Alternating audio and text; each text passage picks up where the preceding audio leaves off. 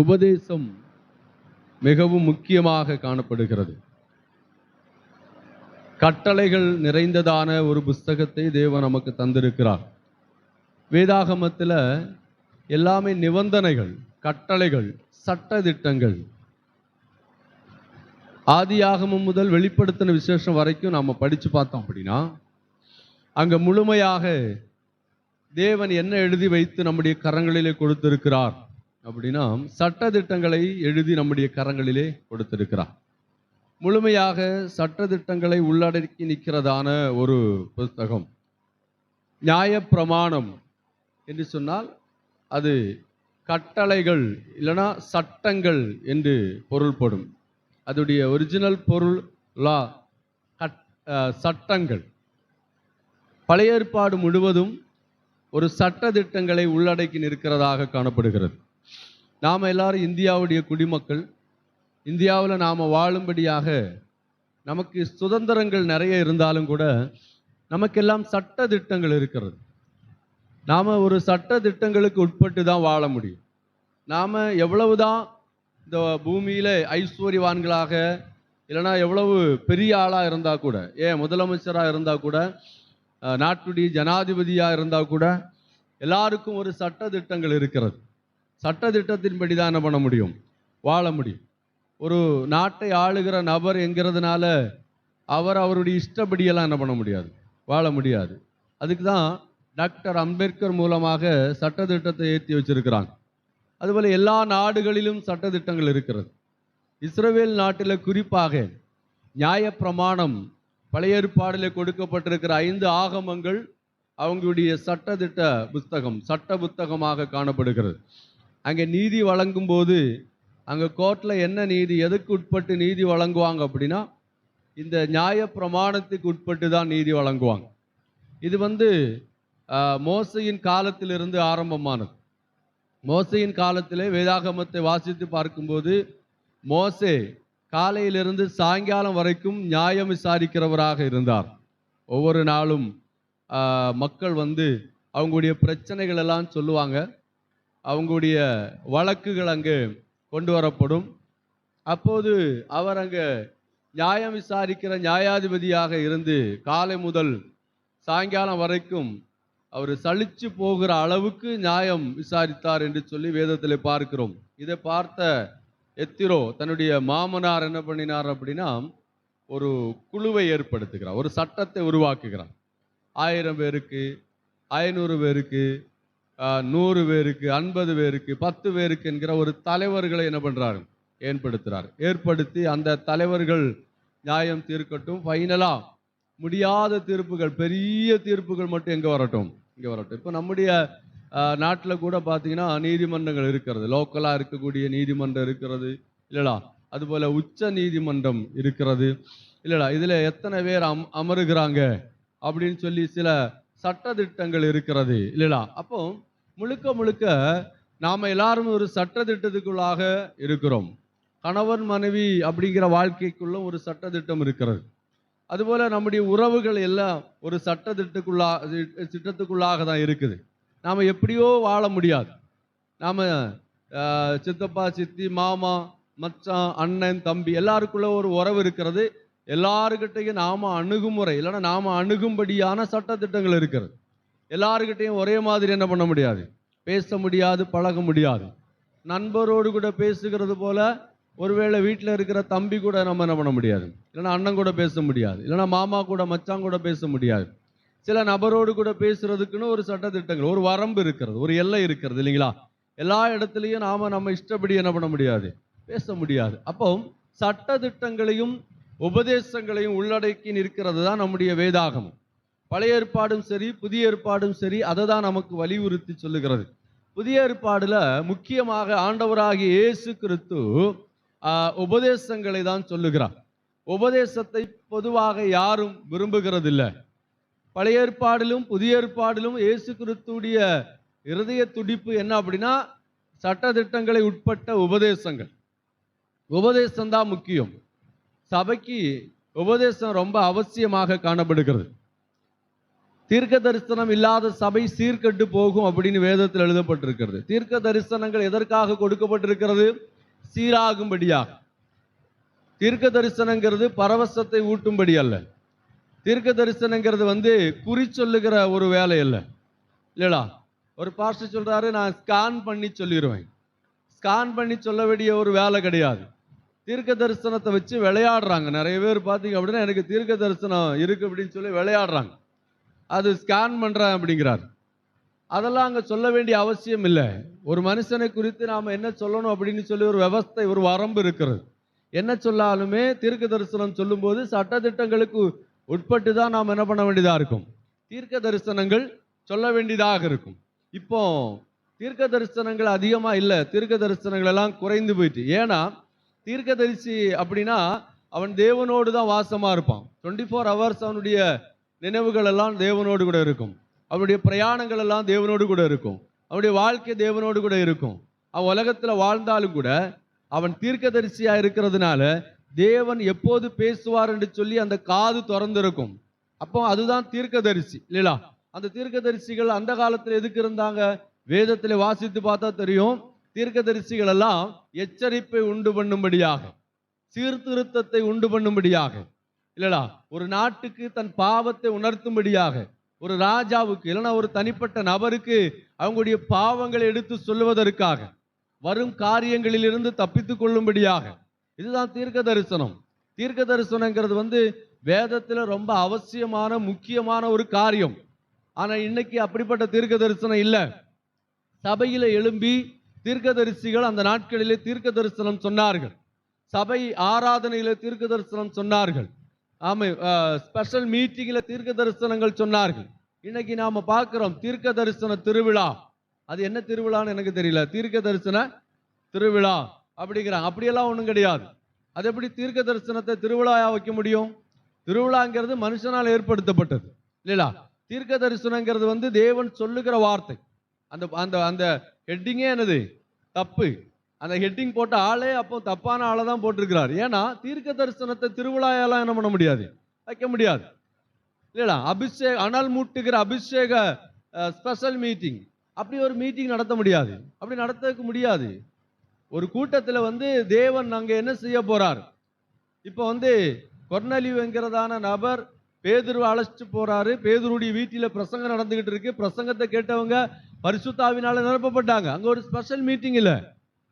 பரிசுத்தாவியானவரை பெற்றுக்கொள்வதற்கு சபை ஆராதனையிலையும் உபவாச கூட்டங்களையும், ஏன் வீட்டு கூட்டங்களில, ஏன் எல்லா இடங்களிலும் உங்களுக்கு பரிசுத்தாவியானவரை பெற்றுக்கொள்ள முடியும்.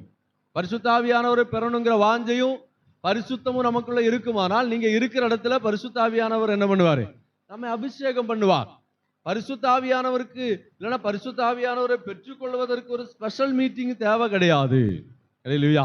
எதுக்கு நான் சொல்றோம் அப்படின்னா, இன்னைக்கு இருக்கிற உபதேசங்கள் எல்லாம் என்னது, தாறுமாறாக போய்கிட்டு இருக்கு. எந்த ஒரு உபதேசமும் முடிவை சொல்லணும். ஒரு மனுஷனுடைய முடிவை சொல்லுகிறது தான் உபதேசம், இல்லையா? ஒரு மனுஷனுடைய தற்காலிகமானதை சொல்றது என்ன கிடையாது, உபதேசம் இல்ல. பைபிள் என்ன சொல்லுது? முடிவை பேசுகிறது. பைபிள் எழுதப்பட்டிருக்கிற காரியமெல்லாம் என்னது? எண்டு. முடிவில் எப்படி இருப்ப, இப்ப எப்படி இருக்குங்கிறதெல்லாம் அங்க முக்கியம். இப்ப நீங்க எப்படி இருப்பீங்கிறதெல்லாம் அங்க முக்கியம். பைபிள்ல எதை குறித்து ஆண்டவர் சொல்லி வாராரு, அப்போஸ்தலர்கள் எதை குறித்து சொல்லி வாராங்க, நல்லா யோசிச்சு பாருங்க. ஆண்டவரும் அப்போஸ்தலர்களும் பிற்காலத்தில் வந்த ஊழியர்கள் எல்லாம் எதை சொல்லிக்கிட்டு இருந்தாங்க? முடிவை சொல்லிக்கிட்டு இருந்தாங்க. ஒரு மனுஷனுடைய முடிவு. எதுக்கு சர்ச்சுக்கு வாரோம்? ஒரு முடிவு இருக்கு. அந்த முடிவு எப்படி இருக்கும்? அந்த முடிவை குறித்ததான அறிவை உருவாக்கும்படியாக, இல்லைன்னா அதை குறித்ததான ஒரு ஆயத்தத்தை ஏற்படுத்தும்படியாக. அதுக்கு தான் எங்க வாரோம்?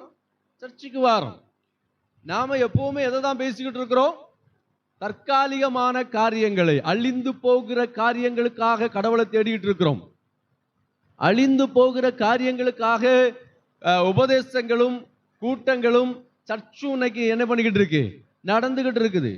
அப்போ இந்த உலகத்தின் ஆசீர்வாதம் வேண்டாமா அப்படின்னா வேணும். இந்த உலகத்திலே தேவன் நமக்கு ஆசீர்வாதங்கள் என்ன பண்ணிருக்கிறாரு, வச்சிருக்கிறாரு.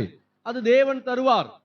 ஆண்டவர் சொன்னாரு, நாளைக்கு இன்னைக்கு பூத்து இல்லைன்னா இன்னைக்கு வளர்ந்து நாளைக்கு அடுப்புல போடக்கூடிய புல்லுக்கு ஆண்டவர் இப்படி எல்லாம் செய்யும் போது, காக்காவை பாருங்க, அது விதைக்கல அறுக்கல, அதுக்கு நான் சாப்பாடு கொடுக்கும் போது இல்லடா இவ்வளவு காரியங்களை செய்கிற நான் உங்களை போஷிக்க மாட்டேனா? கர்த்தர் மேல நம்பிக்கை இருக்கும்போது கர்த்தர் போஷிப்பார்.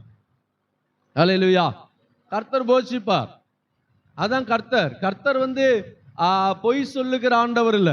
அவரை உண்மையாய் தேடுகிற நபரை, அவரை உண்மையா ஆராதிக்கிற நபரை அவர் ஒரு நாளும் வெட்கப்படுத்துவதில்லை. அல்லேலூயா, அல்லேலூயா. அதுதான் ஆண்டவர். நாம எதிர்பார்க்காத நேரங்களில நாம எதிர்பார்த்து கொண்டிருக்கிற காரியங்களை தேவன் எதிர்பார்க்காத நபர்கள் மூலமாக நமக்கு செய்ய அவர் போதுமானவர். அல்லேலூயா.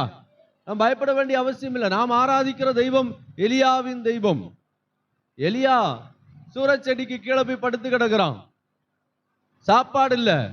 ஆல்ரெடி இவர் தான் மழையை நிப்பாட்டி வச்சிருக்கிறாரு. மழை இல்ல, தண்ணி இல்ல. என்ன பண்ண? தேவன் காக்காவை அனுப்புறார் இல்லையா? கேரி ஆற்றுல தண்ணி வத்தின பிற்பாடு என்ன நடந்துச்சு? ஒரு விதவை ஏற்படுத்துகிறார். விதவை வீட்டுல சாப்பாடை வச்சிருக்கிறாரு இல்லையா? அவள் அந்த பஞ்ச காலம் தீர்ற வரைக்கும் அதில் சாப்பிட்டாங்க. தேவன் அற்புதங்களின் தேவன், அதிசயங்களின் தேவன். அதுல எந்த ஒரு மாற்றம் இல்லை, அதுல ஒரு மாற்று கருத்தும் இல்லை. தேவன் நம்மை அற்புதமாக நடத்துவார், அதிசயமாக நடத்துவார். நாம நினைப்பதற்கும் வேண்டுவதற்கும் அதிகமாக நம்மை நடத்துவார். எல்லா இடங்களிலும் அவரால் நமக்காக செயல்பட முடியும். எல்லா நேரங்களிலும் செயல்பட முடியும் இல்லடா. அவருக்கு கால சூழ்நிலைகள் ஒரு பிரச்சனை இல்லை. நமக்கு பிரச்சனை, அவருக்கு என்ன கிடையாது, பிரச்சனை இல்லை. அப்ப நான் எதுக்கு சொல்லி வரோம் அப்படின்னா, நாம எல்லாருமே இந்த உலகத்தின் நன்மைகள் இல்லையா? பாட்டு கூட மலையாளத்துல ஒரு பாட்டு இருக்கும், ஜீவித பங்காளியும் எந்தே மக்களும் எந்த சம்பத்தும் அனுகிரகிக்கப்படும். எப்பவுமே அந்த மைண்ட் தான் இருப்பாங்க. பாதி முக்கால் பாட்டு எழுதுறவங்க எல்லாம் ஆசீர்வாதம் ஆசீர்வாதம் ஆசீர்வாதம் ஆசீர்வாதங்கிற ஒரு மோட்டிவ்லயே எழுதுவாங்க. பாட்டு எதுக்கு எழுதணும்? தேவனை மகிமைப்படுத்தி எழுதணும். பாட்டு எதுக்கு பாட வச்சிருக்கு? சங்கீதங்களினாலும் கீர்த்தனைகளினாலும் ஞான பாடுகளினாலும் அவரை என்ன பண்ணணும்? உயர்த்தி பாடணும். நம்முடைய பாட்டுகள் எல்லாம் உயர்த்தி பாடுகிற பாட்டா இருக்கணும். நம்ம பாட்டுல பாதி எப்படிதான் இருக்குது, தருவாருங்கிற மாதிரியே இருக்கு. வரியெல்லாம் தருவீங்களா தரமாட்டீங்களான்னு கேட்க மாதிரியே இருக்குது. எப்பவுமே அவர்கிட்ட இந்த உலகத்தின் நன்மைகளை மட்டும் கேட்கிற பாடல்கள். அல்லேலூயா. ஆனா பழைய பாடல்கள் அப்படி கிடையாது. பழைய பாடல்கள் எல்லாம் மேக்சிமம் அவங்க தேவனுடைய வருகையை மையமாக வைத்து தானே பண்ணினாங்க, எழுதியிருந்தாங்க. ஏன்னா அவங்களுக்கு அந்த தாகம் இருந்தது, அந்த வாஞ்சை இருந்தது. அந்த காலத்தில் இருக்கிற உபதேசிகள், அந்த காலத்தில் இருக்கிற பிரசங்கியாளர்கள், அந்த காலத்தில் இருக்கக்கூடிய அப்போஸ்தலர்கள், மற்ற போதகர்கள் எல்லாம் எதை பத்தி சபையில பேசிட்டு இருந்தாங்க? வருவார், பரலோகம் ஒண்ணு இருந்துச்சு, இதைதான் பேசிட்டு இருந்தாங்க. இந்த காலத்தில் இருக்கக்கூடிய என்னது? எந்த ஒரு ஸ்பெஷல் மீட்டிங்னாலும் என்னதான் இருக்குது? எப்படி நன்மையை பெறலாம், எப்படி நன்மையை பெறலாம்? சத்திய வசனத்துக்கு கீழ்ப்படியும் போது நன்மையை பெற முடியும். அப்படிதான் பைபிள் எழுதியிருக்கு இல்ல? இந்த வசனத்தின்படி செய்யும் போது, இந்த கற்பனையின்படி செய்யும் போது, இந்த கற்பனையின்படி வாழும் போது ஆண்டவர் நமக்கு செய்வார். அப்படிதான் வேதத்தில் என்ன பண்ணிருக்கிறது? எழுதப்பட்டிருக்கிறது. ஆமென். அல்லேலூயா. எதுக்கு சொல்லி வாரோம் அப்படின்னா, வேதாகமம் முழுவதும் உபதேசத்தை சார்ந்தது. பொதுவாக உபதேசத்தை யாரும் என்ன பண்ண மாட்டாங்க, விரும்ப மாட்டாங்க. உபதேசங்கிறது ரொம்ப கடினமான ஒரு காரியம்தான். யாரும் விரும்ப மாட்டாங்க. ஸ்கூல்ல டீச்சர் சொல்ற உபதேசத்தை ஸ்டூடெண்ட் கேட்க மாட்டாங்க. வேலை பார்க்குற இடத்துல நமக்கு மேலதிகாரி சொல்றவங்க கீழே இருக்கிறவங்க கேட்க மாட்டாங்க. வீட்டில் கணவன் சொல்றத மனைவி கேட்க மாட்டாங்க. பெற்றோர் சொல்றத பிள்ளைங்க கேட்க மாட்டாங்க. இது பொதுவாக நம்முடைய சமுதாயத்தில் இருக்கக்கூடிய ஒரு காரியம். உபதேசத்தை யாரும் என்ன பண்ணல, விரும்பல. ரெண்டாவது பட்சத்துல உபதேசம் சொல்றவங்கள அதுல என்ன பண்ணல, இல்ல. சமீபத்தில் ஒரு பெட்ரோல் பங்கில் போய் பெட்ரோல் அடிக்க போனாங்க, எழுதியிருக்கு இங்க மொபைல் பேசக்கூடாது அப்படின்னு. பெட்ரோல் அடிக்கிறவன் மொபைல் பேசிட்டு பெட்ரோல் அடிக்கிறான். ஒரு லேடி இந்த அம்மாட்ட கேட்ட, அம்மா நீங்க தான் எழுதி போட்டிருக்கீங்க, நீங்களே பேசுறீங்களே என்ன? அவங்களுக்கு அந்த சட்டத்திட்டம் இல்ல. போலீஸ்காரங்க ஹெல்மெட் போடலன்னு பிடிக்கிறாங்க. நான் பார்க்குறேன் நிறைய போலீஸ்காரங்க ஹெல்மெட் போடாமல் போறாங்க. அவங்கள பிடிச்சு பாருங்க, நிறைய பேர் என்னது, சட்ட திட்டங்களுக்கு உட்பட்டு யாருமே இல்லை. சட்ட திட்டங்களை கீழ்ப்படுகிறதுக்கு யாரும் மனசு இல்லை. ஏன் அப்படின்னு கேட்டீங்கன்னா, இந்த உலகம் கீழ்ப்படியாத உலகமா மாறிக்கிட்டு இருக்குது. சபையும் கீழ்ப்படியாத சபையா என்ன பண்ணிட்டு இருக்கு? மாறிக்கிட்டு இருக்குது. கீழ்ப்படிதல் ரொம்ப அவசியம். சட்டதிட்டங்கள் ரொம்ப அவசியம். கட்டளைகள் ரொம்ப அவசியம். அதனாலதான் தீர்க்க தரிசனம் இல்லாத இடம் சீர்கட்டு போகும். தீர்க்க தரிசனம் எதுக்கு? சீர்படுத்த, சரிப்படுத்த, இல்லையா, ஒழுங்குபடுத்த, பாவத்தை உணர்த்த, நேர்வழியில நடத்த, தேவனுக்கு பிரியமாய் வாழ, தான் செய்த தவறுகளை அவர்கள் உணரும்படியாக தான் என்ன கொடுக்கப்பட்டிருக்கிறது? தீர்க்க தரிசனம் கொடுக்கப்பட்டிருக்கிறது. சரி, நாம ஒரே ஒரு காரியம் மட்டும் சொல்லி நான் முடிக்கிறேன். நம்முடைய உபதேசத்துல நிறைய காரியங்களே கடந்த நாட்களில் இருந்து நாம் தியானித்து வருகிறோம். இன்னைக்கு நாம பார்க்க போறது உபதேசத்துல இன்னொரு விஷயம், 8வது பாயிண்ட் நான் நினைக்கிறேன். என்னோட கூட வேத புஸ்தகத்தை திருப்பிக் கொள்ளுங்க. மத்தேயு எழுதின சுவிசேஷம் 5ஆம் அதிகாரம். ஓகே, இப்ப நாம ஒவ்வொரு உபதேசங்களை குறித்து பார்த்துட்டு வரோம். உபதேசம்னா இதுதான், நிறைய இருக்கிறது. மத்தேயு எழுதின சுவிசேஷம் 5, 6, 7 இந்த 3 அதிகாரம் தான் முக்கியமான உபதேசத்தை பற்றி எழுதப்பட்டிருக்கு. இதுல வேதம் என்ன சொல்லுது? என் நிமித்தம் உங்களை நிந்தித்து துன்பப்படுத்தி பலவிதமான தீமையான மொழிகளையும் உங்கள் பேரில் பொய்யாய் சொல்வார்களானால் பாக்கியவான்களாக இருப்பீர்கள். ஹல்லேலூயா. கீழே பாருங்க, சந்தோஷப்பட்டு களி கூறுங்கள், பரலோகத்தில் உங்கள் பலன் மிகுதியாயிருக்கும். உங்களுக்கு முன்னிருந்த தீர்க்கதரிசிகளையும் அப்படியே துன்பப்படுத்தினார்களே.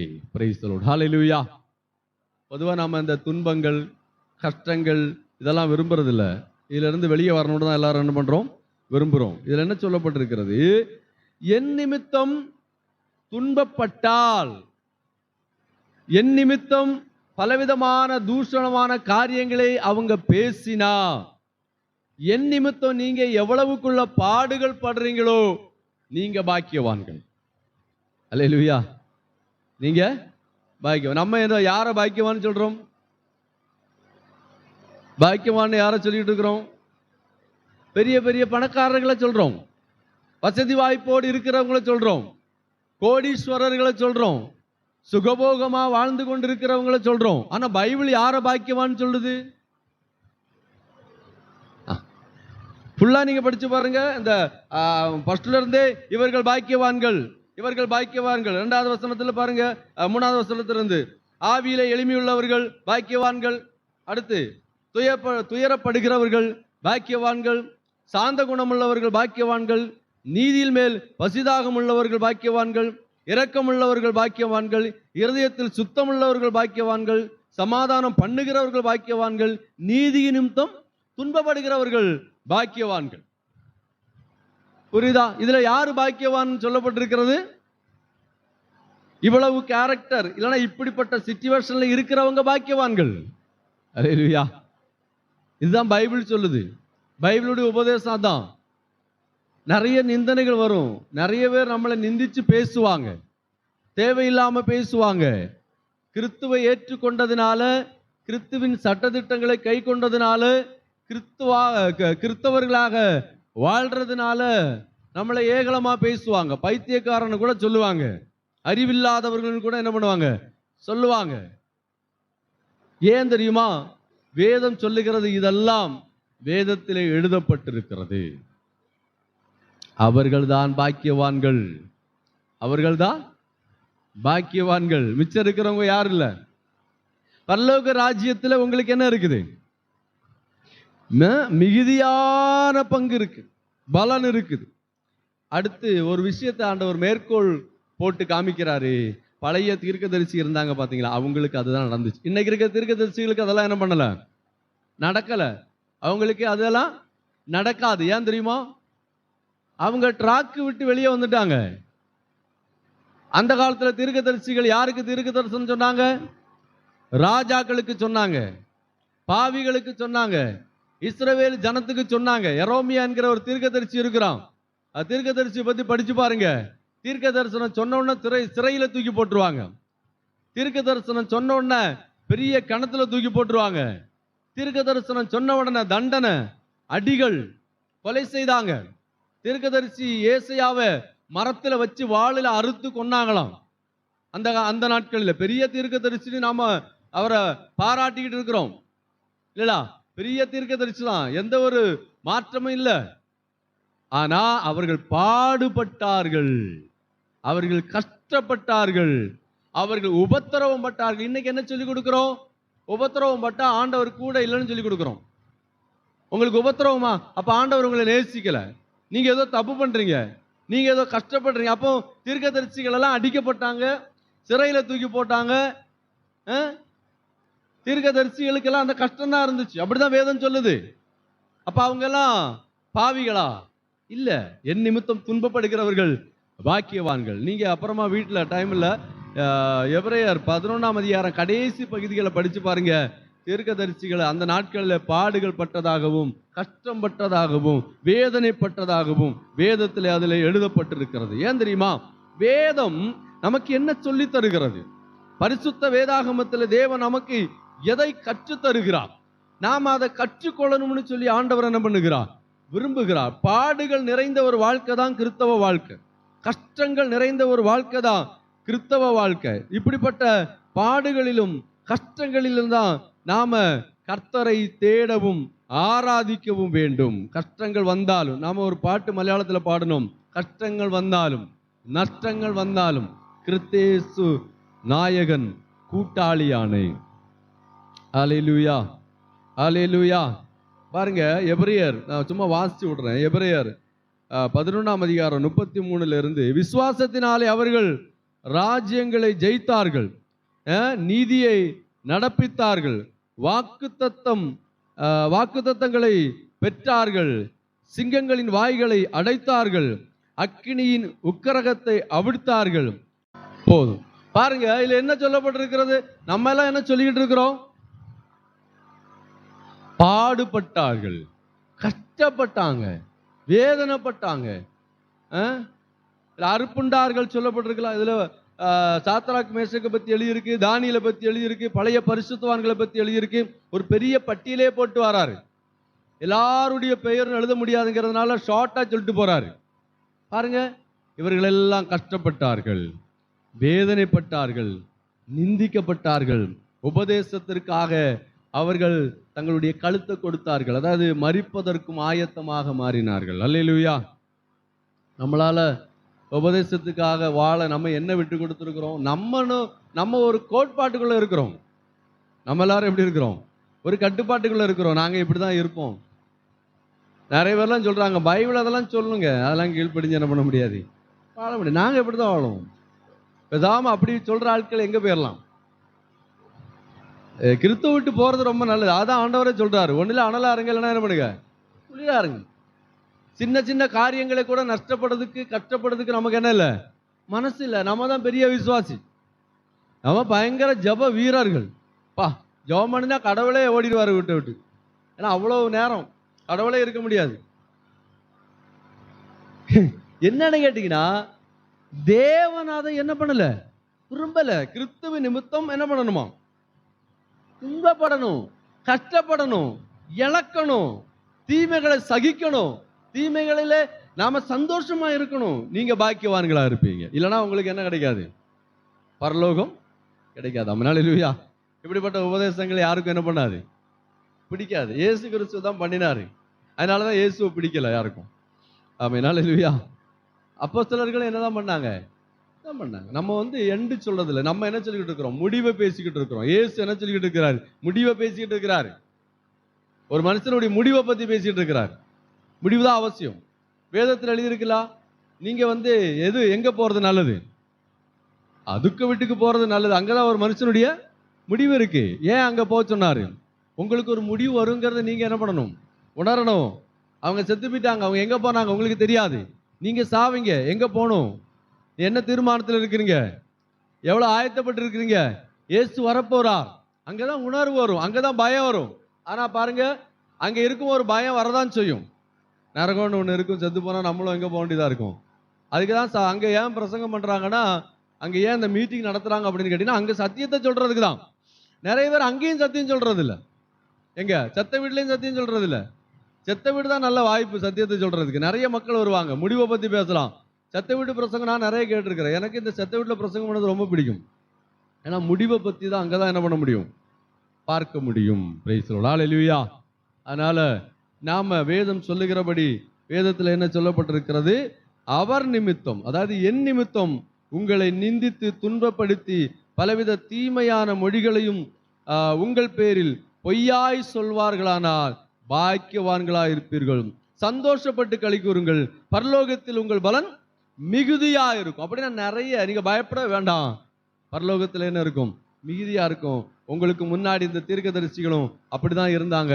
இப்போ அவங்க எல்லாம் எங்க இருக்காங்க, தேவனுடைய ராஜ்யத்துக்குள் பிரவேசிக்க பரதேசியில் ஆயத்தமாக இருக்கிறாங்க. தேவ கரங்களில் ஒப்பு கொடுத்து நாம் எல்லாரும் செபிக்கலாமா? ஆண்டவரே, நிந்தைகள் வரும்போதும் துன்பங்கள் வரும்போதும் கஷ்டங்கள் வரும்போதெல்லாம் நான் உம்மை விட்டு விலகி போகாத அளவுக்கு ஒரு பரிசுத்தமான வாழ்க்கை வாழ்றதுக்காக தேவ கரங்களில் ஒப்பு கொடுத்து நாம் எல்லாம் கண்களை மூடி ஜெபிக்கலாமா?